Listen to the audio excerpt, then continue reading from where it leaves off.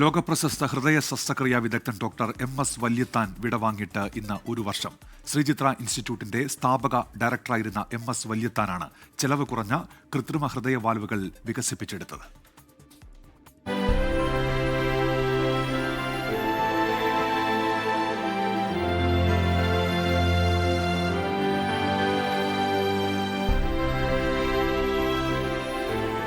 വലിയ പണം മുടക്കി വിദേശ രാജ്യങ്ങളിൽ നിന്നും എത്തിച്ചിരുന്ന ഹൃദയ വാൽവുകൾ ശ്രീചിത്രയിൽ തന്നെ കുറഞ്ഞ വിലയിൽ നിർമ്മിക്കാനുള്ള ഡോക്ടർ MS വല്യത്താന്റെ തീരുമാനം വിപ്ലവകരമായ ഒന്നായിരുന്നു.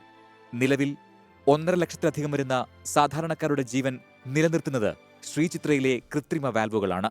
മാവേലിക്കരയിലെ സർക്കാർ സ്കൂളിലും തിരുവനന്തപുരം മെഡിക്കൽ കോളേജിലും പഠിച്ച ശേഷം ലിവർപൂൾ സർവകലാശാലയിൽ നിന്ന് ശസ്ത്രക്രിയയിൽ ബിരുദാനന്തര ബിരുദം നേടിയ doctor MS Valiathan John Hopkins അടക്കമുള്ള ലോകപ്രശസ്ത സ്ഥാപനങ്ങളിൽ പ്രവർത്തിച്ച ശേഷമാണ് 1972 ഇന്ത്യയിലേക്ക് മടങ്ങിയെത്തിയത്. തന്റെ ശിഷ്ടകാലം നാടിനുവേണ്ടി സമർപ്പിക്കാൻ തീരുമാനിച്ചുറച്ചിരുന്ന ഡോക്ടർ വല്യത്താനെ അന്നത്തെ മുഖ്യമന്ത്രിയായിരുന്ന C. അച്യുതമേനോനാണ് ശ്രീചിത്ര തിരുനാൾ ഇൻസ്റ്റിറ്റ്യൂട്ട് എന്ന ഗവേഷണ സ്ഥാപനം കെട്ടിപ്പടുക്കാൻ കേരളത്തിലേക്ക് ക്ഷണിച്ചത്.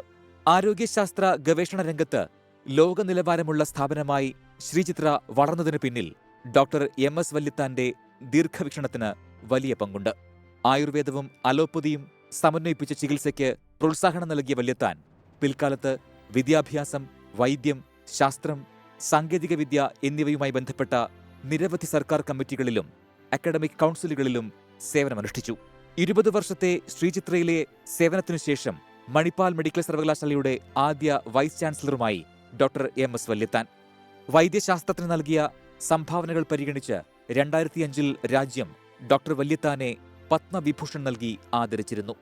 Research desk 24.